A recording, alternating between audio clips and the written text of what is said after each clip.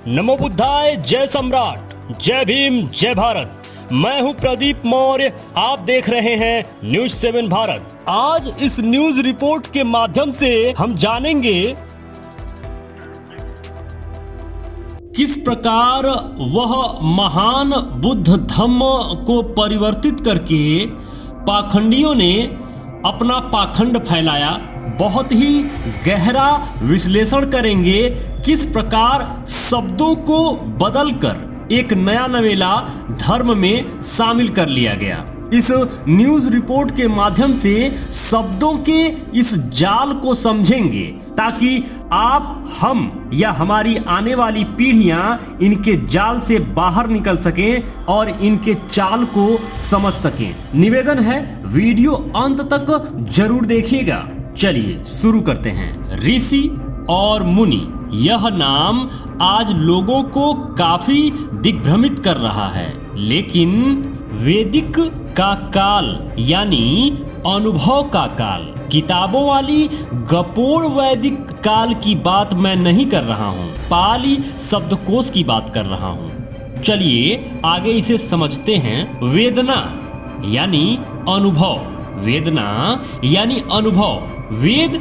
यानी जानकार, वेद का मतलब जानकार। आयुर्वेद का मतलब हुआ दवा का जानकार, वेदगु का मतलब हुआ जानने वाला, वेदगु का मतलब हुआ जानने वाला, लोकविदु का मतलब हुआ संसार को जानने वाला। ऐसे शब्दों से ही वैदिक शब्द बना है। भगवान बुद्ध को लोकविदु कहा जाता है, यह तो आपको पता ही होगा। भगवान बुद्ध को लोकविदु कहा जाता है। इतिपि सो भगवा में जो आगे लिखा जाता है लोकविदु, अनुत्तरो पुरुष धम्म सारथी सत्था देव मनुष्यानं बुद्धो भगवंती।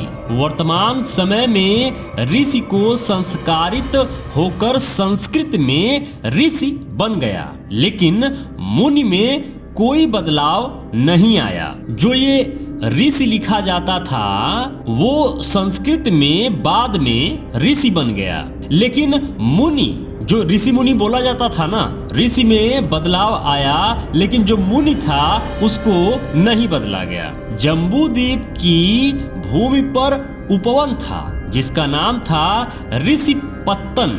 ये जो जम्बू द्वीप था, यहाँ पर एक उपवन था जब भारत बुद्ध में था, बुद्ध के समय में, जिसका नाम था ऋषिपत्तन, जो बाद में संस्कृत में ऋषिपत्तन कहा जाने लगा। वर्तमान में इसे सारनाथ कहते हैं। सारनाथ ही उस बुद्धमय भारत में ऋषिपत्तन था। यहाँ लोकविदु यानी कि समाज के अनुभवी लोग रीत की रचना करते थे, विवेचना करते थे, उस पर शोध करते थे। यानी आज की भाषा में कहें तो पूर्व काल के साइंटिस्ट लोग ऋषिपत्तन नामक स्थान में मनुष्य के जीवन से जुड़ी विषय पर शोध करते थे, खोज करते थे। वह यही सारनाथ है। सारनाथ ही वह महान भूमि है जहां पर बौद्ध भिक्षु इस तरह का रिसर्च किया करते थे, जिसे उस समय ऋषिपत्तन कहा जाता था। यानी आज की भाषा में कहें तो पूर्व काल के साइंटिस्ट लोग ऋषिपत्तन नामक स्थान में मनुष्य के जीवन से जुड़े हुए विषय पर शोध करते थे, खोज करते थे। वैज्ञानिक खोज करने वाले दो प्रकार के विद्वान होते थे। पहला, वैज्ञानिक मन पर शोध करने वाले होते थे, इसलिए उन्हें मुनि कहा जाता था। ध्यान दीजिएगा, पहला वैज्ञानिक जो मन पर शोध करते थे उन्हें मुनि कहा जाता था। इन लोगों ने मन पर शोध कर बताया कि गुस्सा करोगे तो व्याकुल हो जाओगे। इसी प्रकार के बहुत सारे शोध अभी तक दो मुनि हुए। पहला शाक्य मुनि गौतम बुद्ध और दूसरे जैन मुनि। दूसरे वैज्ञानिक रीति पर शोध करने वालों की थी, इसीलिए इन्हें ऋषि कहा जाता था, जिन्हें संस्कृत में ऋषि कहते हैं। वेद संस्कृत में जो वेद है इसे संस्कृत में वैद कहते हैं। वेद और ऋषि के दौर में जीवक, सुश्रत, धन्वंतरी जैसे काफी ज्ञात व अज्ञात लोगों का नाम आता है, जिन्होंने लोगों को बताया कि धतूरा खाने से नशा होता है और बेर खाने से जीवन बढ़ता है।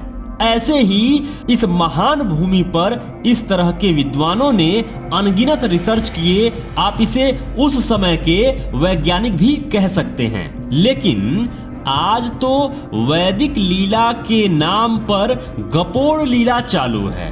उन गपोड़ियों को ऐसे अनुभव से कोई वास्ता नहीं है।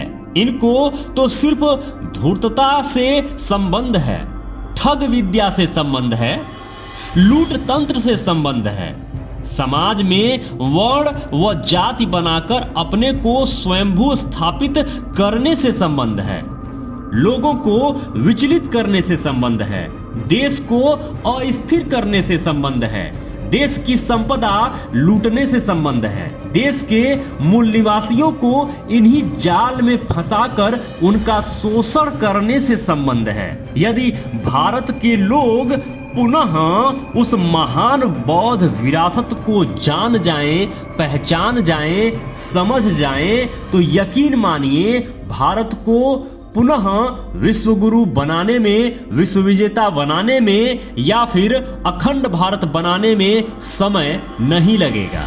लेकिन आज की स्थिति ऐसी है कि आज के वह मूल निवासी, वह बौद्धिस्ट लोग जो परिवर्तित हो चुके हैं एक नए नवेले धर्म के लोगों में, जिसे हिंदू धर्म कहा जाता है, या ये कहें जिसे तथाकथित हिंदू धर्म कहा जाता है, जो धर्म है ही नहीं, इन लोगों को एक्चुअल में भारत की मूल विरासत को जानने ही नहीं दिया गया।